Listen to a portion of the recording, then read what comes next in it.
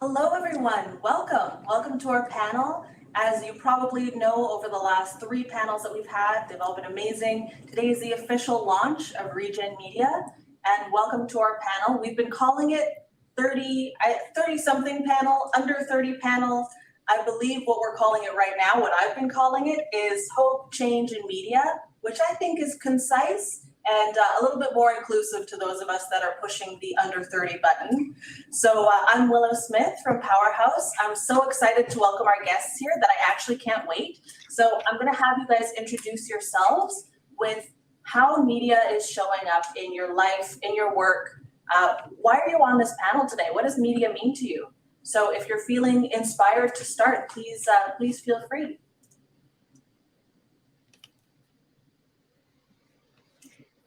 I can go first. I'm Zoe Gray. I am joining you from the unceded and ancestral territory of the Coast Salish, specifically the Esquimalt and the Songhees Nation. And I'm super grateful to be in this conversation with all of you amazing ladies. I am, a little bit about me, I am a mom and a wife, co-creating an experience for our family. I am a member of the Powerhouse Communications and Digital Communications and Media team, responsible for the message that we are sharing globally. And I am an authentic communications and connectivity enthusiast, especially when it comes to, especially curious in the area of children and youth and how we connect with them in our everyday relationships and the mirror that then creates for us. I think how that plays into media is, I see it as kind of like the local and the global aspect that we often talk about. So as part of the communications and media team at Powerhouse, that's sort of like the global piece. And, my role in my family and with my kids, that's kind of like the local piece. And it's quite circular because the things that we're putting out into the world as an organization, if I hold the lens of, those are things that potentially will circle around and my kids will see in the media, it's like, what are the things that we are putting out into the world that we want our kids to see? We want the children and the youth of the world to see. And are they whole stories? Are they a true experience of what life is? Are they the full experience of what life is? I think through the lens of social media, it's interesting because it's an amazing tool, but often we see a portion of the story and not the whole story, because we share what we want people to see and not necessarily what we don't want people to see. And I think often those things that we don't want people to see are actually the pieces that have the most impact and the biggest ripple, because then it allows others to see themselves in your story. Yeah, that's a little bit about me and the role that media plays in my life. I will pass it off to whoever feels they want to go next. Thanks so much. So I can go next. Hello, everyone. I'm Ash Kilback. I'm coming in from Treaty 4 territory in Regina, Saskatchewan. I am an old soul led by childlike curiosity, and I am a storyteller, writer, poet, and I'm also a communication specialist in the nonprofit world right now as well. And so media is, I was thinking about this in terms of how it exists in one realm in my creative expression. So if I think about media through artistry, it's very much this channel of expression, and there's various different forms and way in which we have different channels for expression, right? And then in the nonprofit world, it's very much like I was getting this this image of like a tree, of how it's very much like this this root system where there's all of these different pathways in which something can be communicated. And when I've been thinking about media, and specifically through the lens of artistry, and I think there's artistry fits everywhere, really. And I think that's very much of what I'm exploring and would love to explore in this conversation, is how artistry and the lens of it is brought through all different aspects of media, and even different issues and things that we're talking about. How do we connect the two?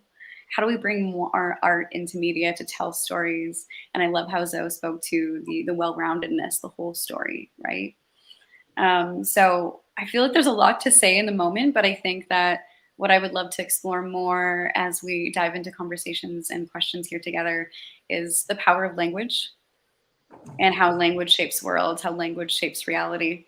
And that also comes into narrative building with story and things like that. So really curious to just see things from an artistic lens today. Not only what I'm witnessing in my own life, but how I'm kind of even seeing what could potentially come for the future of media too.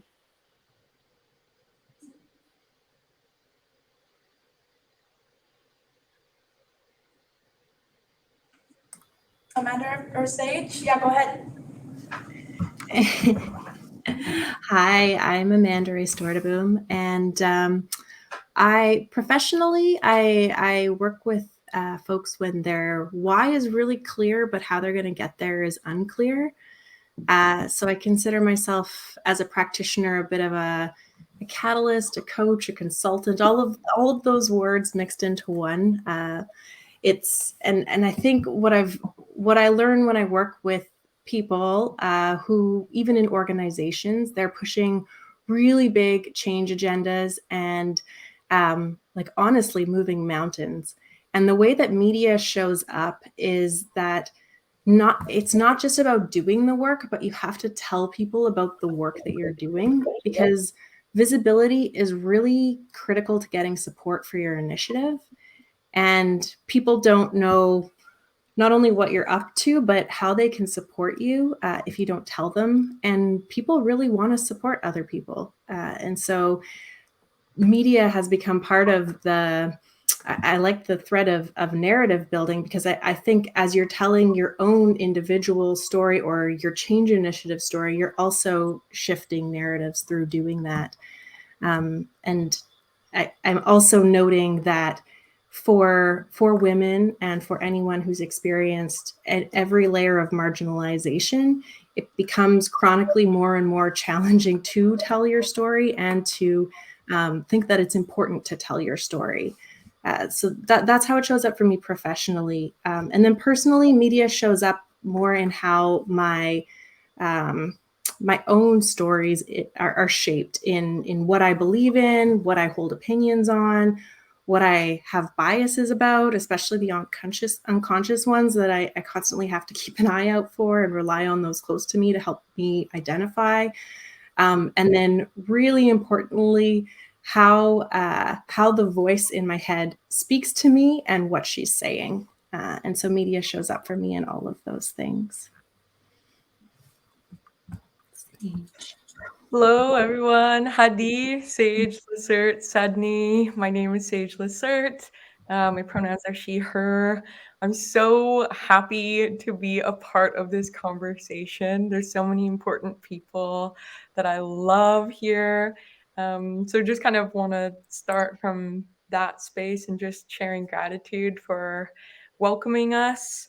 I'm coming kind of from a few different angles, but the central vein is that as a carrier person from the Lake Babine Nation, we are storytellers, and a lot of our histories have come through our stories. And I think it's really important for us to be able to define how those stories are portrayed and how they are received through various media outlets. And I think now, having started my own business in the investment space called Sage Initiative, where we're trying to transform some of the way that people understand intergenerational wealth transfer and how one can become involved in socially conscious forms of investment and wealth generation.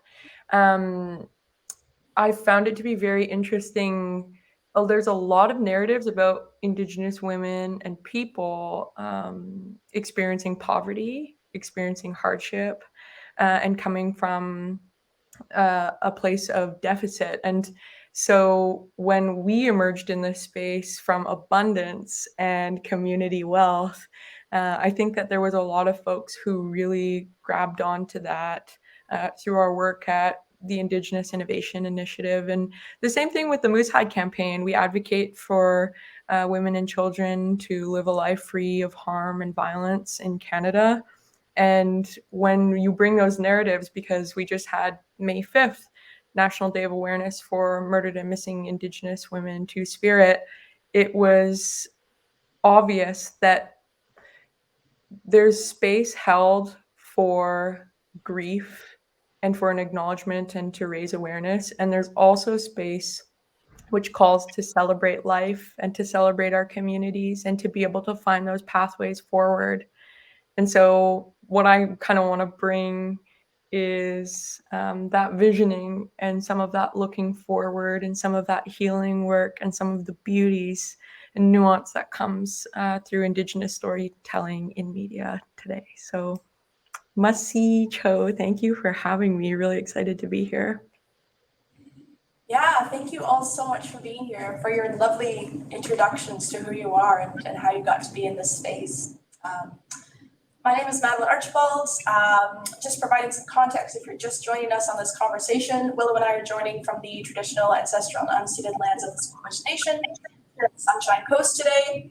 And this weekend is the celebration of the launch of Regen Media, which is an Indigenous-led impact media company that supports the creation and distribution of regenerative media projects that shift the narrative to live society. And that's why we're here. That's the work that we like to do in the world. I'm a digital media creative and storyteller. I'm part of Powerhouse and Regen Media, just emerging into my creative journey out of post-secondary. And so I'm honored to be with you all in this space of creation and reflection. I think the cool thing about this panel is that for a lot of us, media has been something that's been present for the majority of our lives. There's been a lot of time spent consuming media, producing media, trying to determine a balance. And I think one of our topics for our conversation today, because we all come from such amazing backgrounds and spaces of creation, we would love to talk about how we feel that our generations are represented in the media that we consume. And that is such a dynamic topic with such a vast range of experiences to share. And so I'm wondering if we can just pass around and anything that comes up for any of you about if you feel, based on your experiences or someone else that you know, do you feel that those experiences are represented in the media that we consume today, any type of media? And if they're not, how would you like to see them be represented? And I think I can kick that off with a little bit of extra support, because one of the things that was most exciting to me today is that this panel is full of people that have not seen themselves represented fairly through the course of media. So whether you identify as female, whether you're a person of color, whether you're a part of the LGBTQ plus community, representation has been so huge in our lifetime of media. And I spent a long time as a mixed race individual not seeing myself. I didn't see myself in media. Women didn't see themselves represented fairly. The LGBTQ community didn't see themselves represented fairly or authentically, but we couldn't tell our own stories. We weren't allowed to tell our own stories. So now in this conversation of the future of media, do you feel that you're being seen in the way that you see yourself, the way that you want to see yourself? So I think that's what's most exciting to me about this question is, do you even feel seen? Do you want to be seen, right? Yeah, curious where that takes any of you.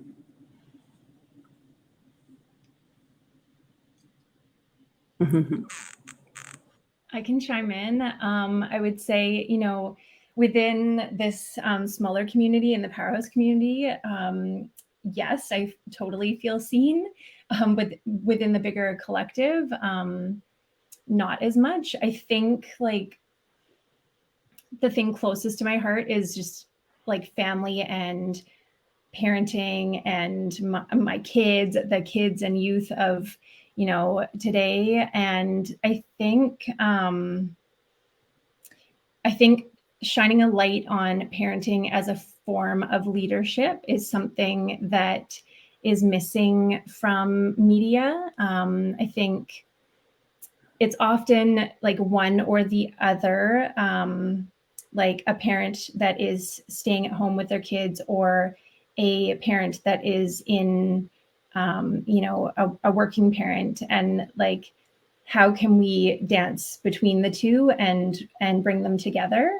I also think that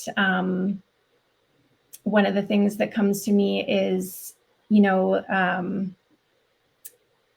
the choices that we have as parents and how we parent. Like, I think that like society and media paints this picture of this is the way you parent, and this is sort of the framework that you follow.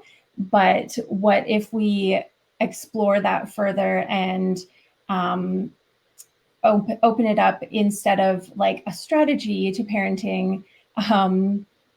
Why don't we just build relationships and connections with the children and youth? And yeah, I think that is kind of,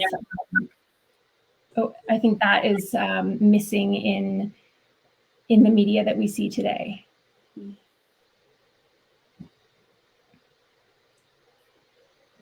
So Yeah, I think that's a great point to touch on for sure. Yeah, in all types of media, I think we should definitely make that clear that like this is more than just, you know, TV shows and film. This goes out to art, to podcasts, any type of media that we consume on a daily basis definitely has ways of reflecting any types of daily life experiences that we all can experience in our own ways, for sure. Yeah, and I think it kind of falls under the umbrella of communications and connectivity. It's like all under this big umbrella, and there's that global aspect of it, and then the, you know, personal and the individual, and then the ripple effect of that. Yeah, for sure. I think what's coming to mind for me is, I'm not sure if I'm saying her name right, but Chimamanda, she was a woman that shared a TED Talk that spoke to the danger of a single story, and how oftentimes what media can do, and media does often do, is it paints a single story, right? A single-sided story.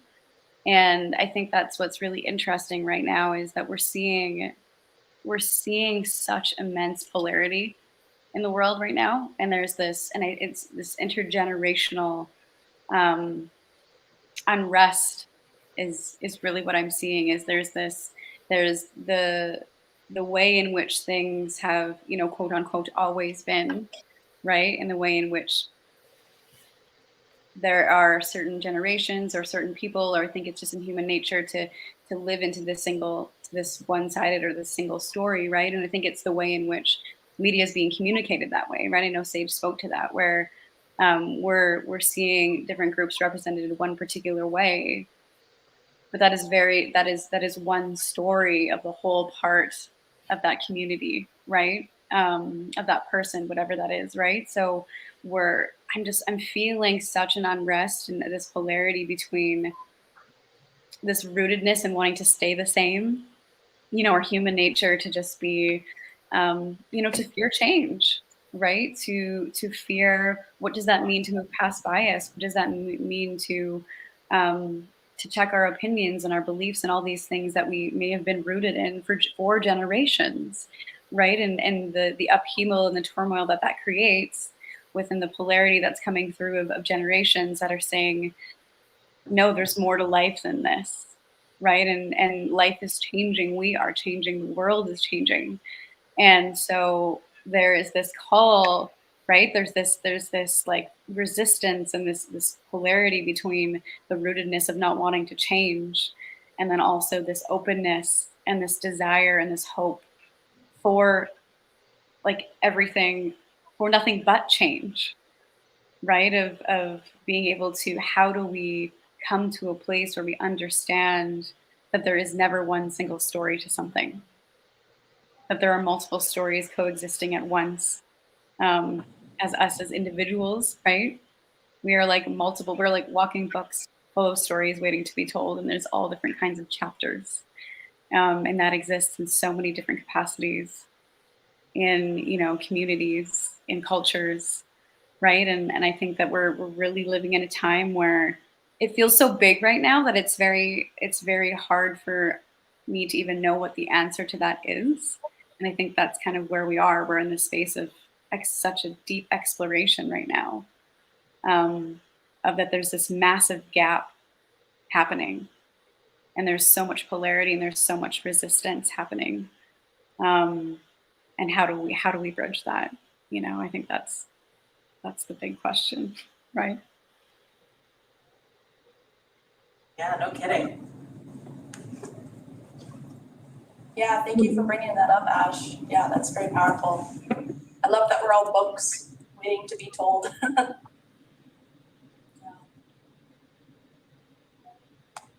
Sage, what's coming up for you? I was just talking to my sister about this recently. Well, I have many sisters. My youngest sister is 13, and she's read The Marrow Thieves many times over again. It's about how settlers would, in this apocalyptic world, would take Indigenous people's bone marrow and use it to dream, because they had lost the capacity to dream. And she was just reflecting on it and saying how much it feels like that's real in a lot of ways right now. And she had this experience where folks who are without culture in North America, which are many folks don't feel a part of their culture, um, feel really connected to the Indigenous cultures and are having more of a drive to seek out, either through social media or through music or through literature, wherever you can really find that sense of connection. And I think it's growing more and more. Those touch points are kind of getting stronger.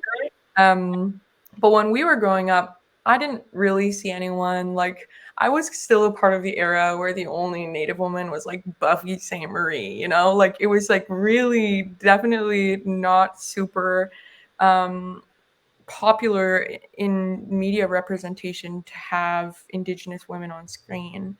And so one of the things that I like to reflect on and how I would like to kind of emerge in this space is to just kind of practice a calling in method, and to say that the critique and the conversation that's going on is good medicine, and it's there for the purpose of trying to call in some of those new narratives, and also to ask for folks to do better, to be better, and to be more inclusive of what like can be called diverse communities, but is basically just like not white cis men only. So like writing from this perspective, writing to the audience perspective of BIPOC folks, of queer folks, just like really trying to widen that gaze and that scope is so important. And I really just turn to folks like my younger sister, Caressa. She teaches me a lot about the gaze of how young people want to show up in the space. And even my youngest niece, Cedar Bear, she's 3, and she loves Moana. And like, I love Moana too. Like, Moana's great. It like makes me feel really empowered, and there's traits that I can see in myself. And there's traits that she sees in herself. Like she says, she's brown and I'm brown too, and you're brown too, and you're brown too, and goes around and does all of these kind of little ways that we can create those touch points and ways of feeling connected. And I think that that's really special, is to tie it into song, is to be able to have it become popularized, like similar to like Frozen or something like that. Like everyone knows Moana. And so it's really important to me to see more of that representation across the board, because it's not like Buffy's awesome, Buffy's rad, like Buffy's boss. And I think that there are a lot of folks who are rad and or who are super boss who also deserve time on radio and screen and in interviews. And so just like really happy to be turning to the young ones to teach me about where they find those instances of a sense of belonging and community, and trying to learn from them and pull from them. So I always turn to my young ones. It's so interesting, and I've had a lot of conversations recently about how young people are absolutely paving the way for how we even interact with each other. I mean, I remember when The Princess and the Frog came out, and it was like, wow, we have a Black princess. Like, that was huge. And so many young Black girls were able to see themselves not represented as a trope or as a comedic gag, but as the main character, not just a main character, but as a princess. When I had never seen, I mean, we had Pocahontas before then, and it's like, oh, great, thanks. Like, before then, we didn't have any princesses of color. We didn't have anybody seen in this empowering, beautiful light. And that's what people are asking for now. That's what young people are asking for, is to be seen as whole human beings with whole stories, not tropes, not the butt of a joke, but we're human beings. No matter how you're represented, you want to be represented truthfully and fairly. And sometimes that's not, sometimes it's not what people want to hear, but it's the whole story, right? And that's important. The whole story is what makes a person. Thank you, Ash, for that. And thank you, Sage, for that amazing insight. Amanda, where are you coming from today?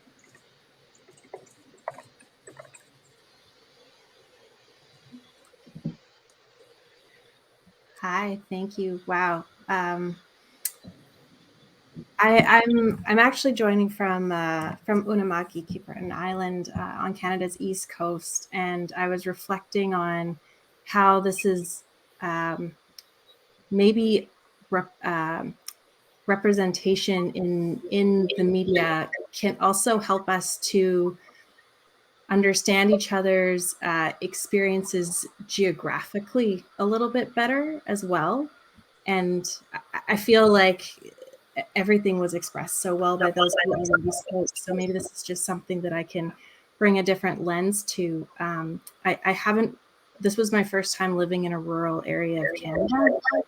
I'd only lived in cities before this. And it's just been really interesting learning about what it's like actually in Canada and in many places, I'm assuming in other parts of Canada and Turtle Island that are a bit more rural. And I know how much my understanding of the world through media kind of came through that city lens and through like an assumption that, access to services and resources and, very, very much like just not understanding how different life experience could be in other places. And so I think it's great to start seeing a little bit of representation in the media of what life is like, what experiences are like coming from different places. Yeah, that's just another lens. But I'm so honored to hear everyone here speaking, because I absolutely agree with everything that's been said so far. So awesome. Thank you, Amanda. I will pass it over to Madeline in 2 seconds, but you just reminded me of a conversation I had recently with somebody who I can't quite remember where he said he was from. It was a while ago, and it was, what actually stuck with me was that he was angry that the average American didn't know about his culture. I think he might have been Polish. He was angry that the average American didn't know, where Poland was or more about his culture. And I kind of said, well, like, telling the story about your culture? How do you expect people to just know if Polish people aren't able to tell their stories, if Polish people aren't able to express their culture? I mean, I don't know that much about Polish culture. I would love to, but we need to have those stories because media is how we're learning these stories. It's through games, it's through music, it's through writing, it's through TV. If we don't see those stories being told authentically, we don't know. And then people look at us and they're like, how can you not know? It's like, well, we need to give you the opportunity to tell us, and then we can know, and then we can all enjoy everybody's individual expression of culture and expression of individuality, right? Yeah, thank you so much for putting voice to that. I was thinking that these stories have always existed. Like these stories of these marginalized groups and these cultures everywhere. They're not new. They've existed for thousands and thousands of years. And so when it comes to representation in all media, it's not about that we don't have the stories, because they're there. It's this divide in how can we give people access to be able to tell their stories, and not only that, but how can they be projected so that everyone hears them? Because we live in this world where media is so controlled, and it's decided on what we get to experience.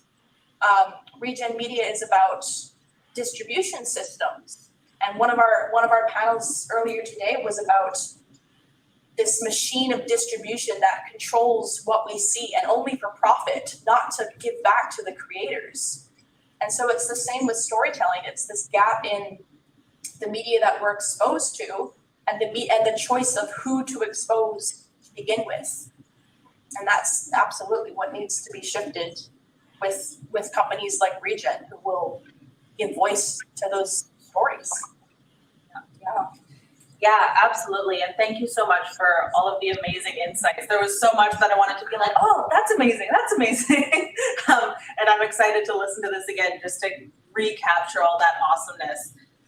So with all of that in mind, we've talked a little bit about how we're seen. If we want to be seen, how does the production and industry of media then have to change to keep up with what we're expecting? So we're expecting to be seen in this way. How does this industry have to change now, in your opinion, to meet those expectations? Zoe, do you want to start us off again? Am I putting you on the spot? A little bit. Okay, so I think I'm going to go in this direction. Sage, you shared something on social media last week around it was like a clip from an interview you had in relation to the Moose Tide campaign, and you used the term intergenerational knowledge transfer. And I was like, oh, my heart exploded. I'm like, yes, because I think it's easy to understand that adults and grandparents and elders do pass stories down, but then it also goes in both directions. Like, we learn from the youngest, and those stories can make their way up too. And that's what started going through my mind. And then I started kind of exploring in my mind, like, what could be the relationship between that lens of storytelling and media, and how can we tell those intergenerational stories, and also the aspect of like preserving them for more generations, like the preservation of these stories so that more generations take them in later. I think that's the direction that I was going. Sage, I'm curious your thoughts on like the intersection of those two pieces, like the intergenerational knowledge transfer and media, and how they come together. Thank you for mentioning that. I was in Winnipeg. It's Moose Hide Campaign Day this Thursday, May 12th. There's 350,000 people registered to join us on the day. And one of the people who we really needed to speak to leading up to that day is His Honor, previous Senator Murray Sinclair, who led the TRC. And it's something that we asked him about. We said, what does it look like to show up while we're doing this media tour, asking folks to join us on Moose Hide Campaign Day? How can we show up and decolonize media or practice anti-racism in media? And he gave us some points. I mean, we've been a campaign for 11 years, and it is by nature intergenerational. And the way that we see it is that by sharing our messaging on a national scale, it really serves as a vehicle for two things. One is the actual information, like disseminating information about what we're doing, where we're at, all that kind of stuff. But it also is an opportunity for, normally it would be myself and my dad, or again, my dad, my sister, and her youngest children, all in the same room. And we show up to like national news broadcasts. That was on APTN. We did CTV, things like this. And we usually show up, our whole family, and they're like, oh, we're not used to this. What's going on? And so myself and my uncle Dave were on APTN. And right before we went live, I got up out of my chair, which is like, you shouldn't really be moving from your mark. And I went over and we hugged for a second. And I was like, this is going to be awesome. And we like shared breath for a moment. And then I went back over to my mark. And everyone there was like, oh, we've never seen that before. Usually everyone's like sweaty and awkward, and then they don't say the right thing. And I was like, well, you know what? When you know your stories and it comes from a really genuine place, and you're not there to like impress anyone, but you're really just there to share the values and principles that you came here for, is so important. So we practice a lot of radical transparency, but it also comes from a really intersectional place. So we try to make sure to be as accessible and inclusive as we can with our language, while still not just like answering the question really plain Jane, because the idea is that you can show your personality in the very limited time that you get on screen. So I'm so glad that you saw that. That means that it's working. So I hope everybody checks out Moose Hide Campaign Day. It's this Thursday, so that's so cool. Thanks for mentioning that, Zoe. Oh, that's so cool. That's amazing to hear the impact of stories like that. Sage, thank you for sharing that. Sure. I just want to be mindful of time. Unfortunately, our time in this space is a little bit short today. So in our last about 7 minutes here, I actually want to steal something that Tina closed with earlier today, which is this prompt of, if you could spray paint the sky and you had a message to the media industry or your experiences with any type of media, and you wanted one thing to influence the change that you want to see, what would that message in the sky be?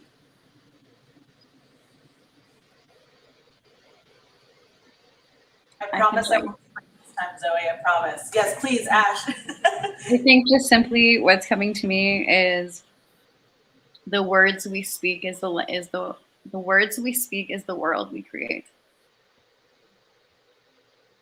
That's awesome. And I'll also share to a quote from Ocean Vuong. He's a poet, and he was talking about the lexicon of language, particularly in America, but it also very much lives here in Canada as well, and the lexicon of violence that so much of language is rooted in, right? And it really comes from colonization.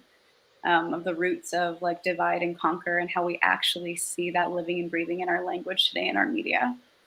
So it is all woven with what Sage was saying too about truth and reconciliation, right? It's everywhere.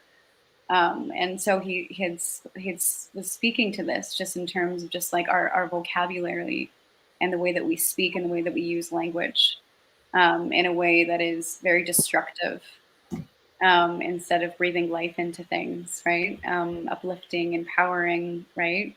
Which is all very much the future of media as well. So he had said this quote about, we have to be able to articulate the future that we want to live in first. This power of speaking things into existence, and all of the forms in which language takes, right? Because that is also tied to voice. Who are the voices that are here speaking as well, right? So I think it's going back to that very simple, profound truth. That's the words that we speak, the way in which we speak is the world that we create, is the world that we live in.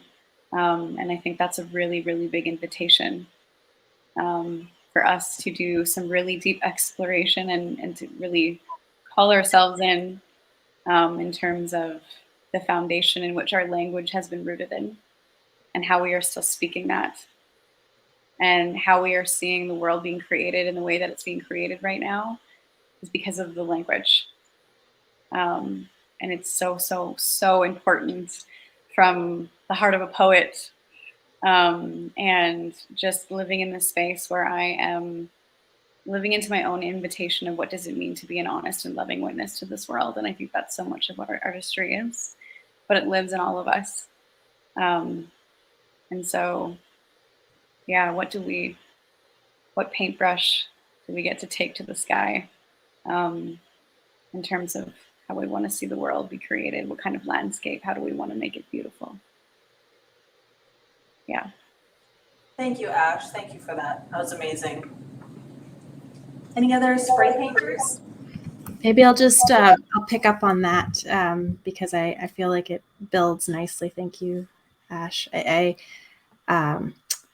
really thinking about that language creating that world around us on that thread. If I were to spray paint the sky, I would hope that everybody who feels that maybe their story didn't have a place in the world would be able to tell their story, because representation really does matter. And if we're unwinding cultural narratives that have been built over decades, I mean, really, these narratives have been built up in the infrastructure of media. And so in order to unwind it, we have to tell different stories, and we have to stack the scale on the other side. And we need to show, in order to create more empathy and understanding and tolerance and space for everybody's experience, not just the dominant cultural one. We need to tell lots and lots and lots of stories. And I can't remember who said it, but somebody was talking about there's a danger of just one story. And so may all of us have the courage to speak our story. That would be what I would spray paint the sky with. And on that, maybe there are there's also that piece about that internal courage too, and also the making space for other stories. So if you feel like you do have representation and you do hear and see your story, how do you make space for others whose story you don't see around you? And just really considering it from that perspective of privilege as well. Thanks. Thank you for that. Yeah. Zoe, how about you? Yeah, I think it would be around healthy communication and connection and relationships starts at home. And I think, this message was shared in earlier conversations, but it's around like healthy humans share healthy stories. and creating that healing experience, that safe place for expression, authentic individual expression at home, within ourselves, within our families, and then allowing it to ripple out into the world.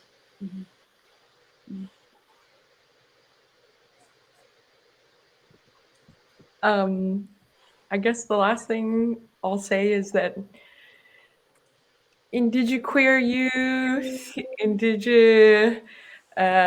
queer young ones, our little babies, my little sister, all of our relatives, but especially, the Two-Spirit and young girls deserve to see themselves represented in media in a way that shows joy and the roundness of life and beauty and love and intimacy and just all of the amazing aspects that we don't really get to see, especially when it's so saturated with shame and trauma narratives. And so if I could paint, my family just recognizes me as being like the loudest, like Indigenous feminists in the room all the time. And normally I would just write like decolonize media or something and just make everyone like chant it all the time so that it like becomes a mantra.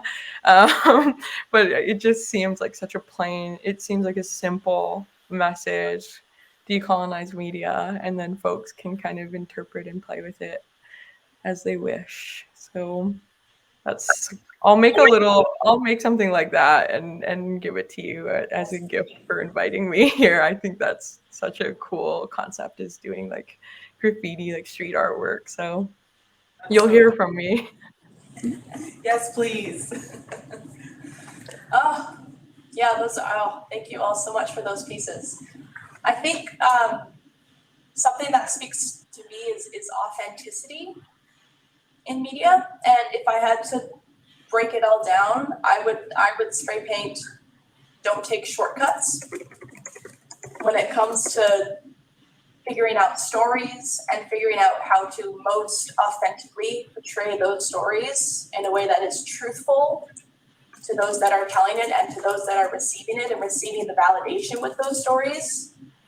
Then to all consumers of media and to all creators of media, I would say don't take shortcuts in getting there.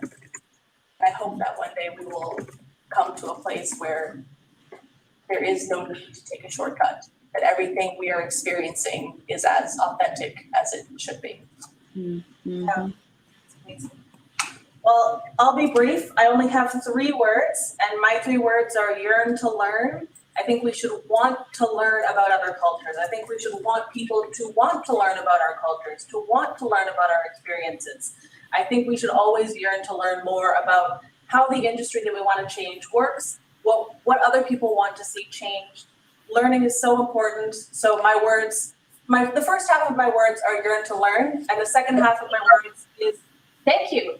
Thank you all for joining us. Thank you for our beautiful panelists for being here. You're all so amazing. I'm so thankful to be in the room with all of you. And thank you to everybody who joined us today. We're so excited about the launch of Regen and to share that joy with you. So thank you again so much. Yeah, please visit the regeninmpactmedia.com website to learn how you can be part of the story of Regen, because that's what today's been all about, is the power of media and the power of story. And we would love for you to be part of the story of Regen and shift the narrative with all of us. So thank you so much. Thank you to all of you. Thank you for this conversation. Thank you. Thank you so much.